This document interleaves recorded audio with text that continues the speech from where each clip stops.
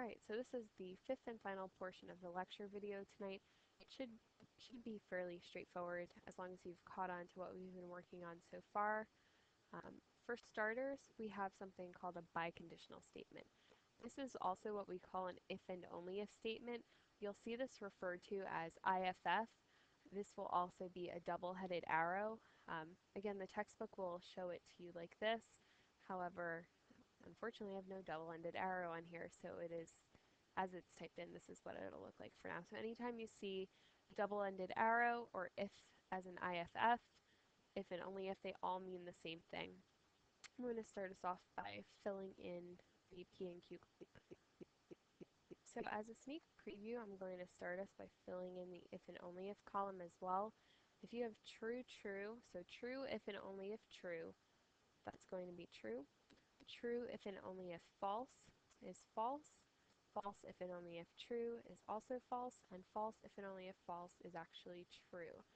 Now, you might be asking, where are these actually coming from? If and only ifs are actually the same thing as stating. So note here, it's logically equivalent to say that if P then Q, so we have if P then Q and if Q then P. So we have two of these statements coming together here. Now if we look more closely and we actually fill in our table, we can prove why this is logically equivalent and how this is true.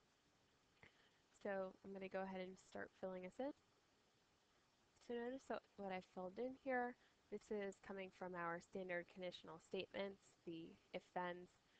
P then Q, true, false, true, true. Q then P, true, true, false, true.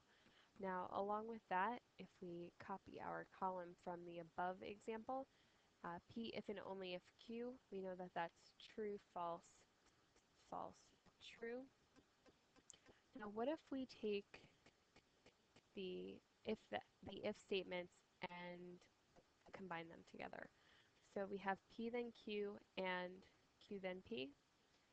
True, true is true. Remember, both have to be true here to be true. False, true, that's going to be false. True, false is false. And then we finally have true, true, which gives us back true. Now, because in this case, both of these, now, again, because we're comparing logical equivalents, we need to compare the columns and their results.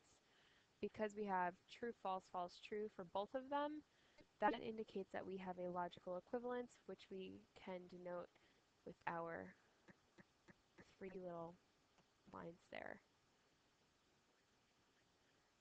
For this evening, we won't get any more or any additional practice with this.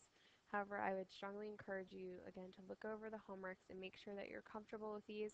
If you have any trouble as far as any of the examples that I've worked through this evening go, please let me know.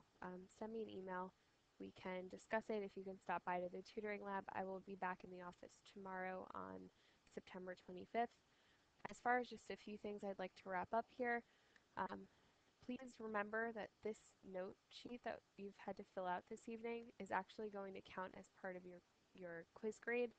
So, for example, there will be no homework quiz next week. It will be a quiz based on did you fill this in. Again, this is, even though I had to cancel class this evening, this is to substitute for that lecture, and we will be doing a very brief answering any questions you might have from all these lecture videos, and from that we will jump right into new material for next week. So you can either get a 0, a 5, or a 10. 0 points if you either don't do it at all, leave it almost completely blank. 5 if you've done most of it, but you might have skipped a couple pages.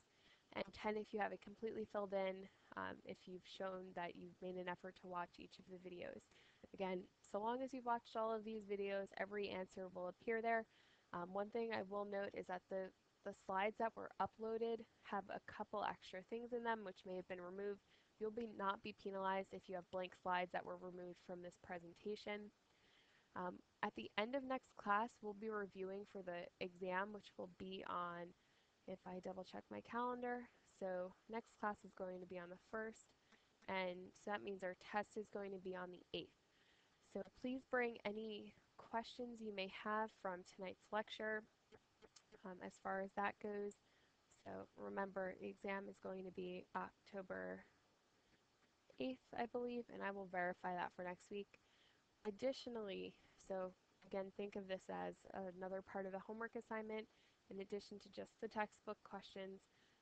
I know it's a lot of material. Again, we didn't have class this evening, so it's going to make up for some of that.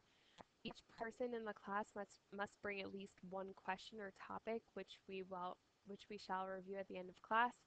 So this will count as not only part of your homework assignment, but this is a portion of your participation grade. If you do not bring a question, you will not receive in-class participation points for October 1st.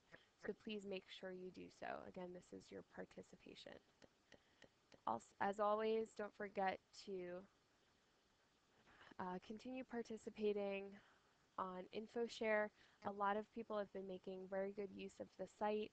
Um, Unfortunately, I've noticed that we still have about half the class missing from there, which that's a pretty big thing considering it's a portion of your grade.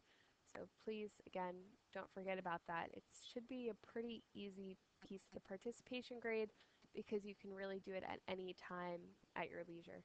So please make sure all of this is done for next class. Email me if you have any questions, comments, concerns.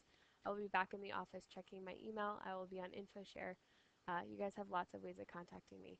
Have a good week, and I'll see you all next Monday.